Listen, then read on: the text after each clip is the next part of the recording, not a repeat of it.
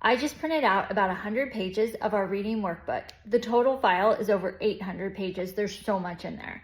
But I am going to take these pages and set them up so you can see how I build our reading workbook. The first thing I'm going to do is separate pages like this. These are going to become flashcards. I'm going to cut them out and use them as introduction to sounds and review. So I'll separate these.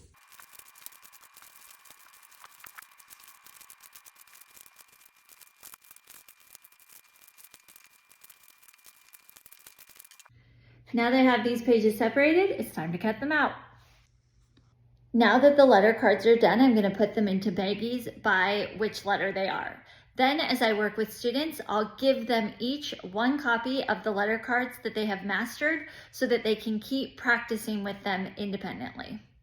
I'm going to put these pages into these plastic sheets so I can use them again and again with multiple students.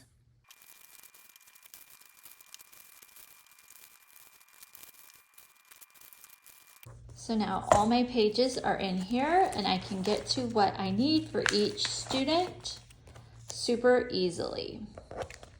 Here's how I would go through a lesson in our Learning to Read workbook with a student I was tutoring. Every sound starts with a page that shows the letter or letters that make that sound. Here we have the letter S making the S sound. So we would talk about that first. This is the letter S, it makes the S sound. Then we'll turn the binder around and show, here are pictures of words that have the S sound. I'm going to read the word. I want you to circle the letter making the S sound. Here I have smile. What letter here is making the S sound? And then they could circle smile. Here is sloth. Circle the letter making the S sound. Here is salad. Squid, snake, and sailboat. Notice that all of these are starting with the letter S. That's because that's the easiest position for kids to hear sounds in. When words can start or end with a sound, I will have another page that has pictures where the sound is at the end or in the middle. For S, we only have it at the beginning.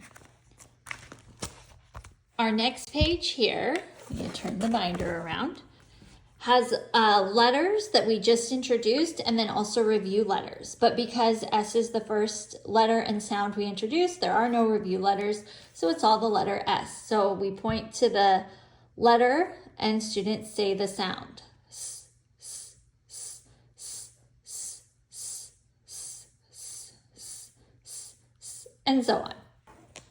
It gets more interesting when there are review letters. This is an optional part of the program if you would like to incorporate handwriting into it. That is helpful for some students, not helpful for others. Again, they can just write right on top of here, practicing their letters.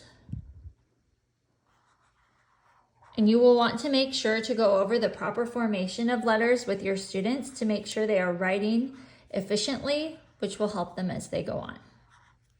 And they can practice those. That is the end. That is the end of the S unit. And then we move on to A. We would say A makes the A sound, A. They would identify A's in these words. Here, A is at the beginning of words. On the next page, you can say A is in the middle. Down here, we practice identifying the sound that the letter A makes. We're only doing the A sound at first.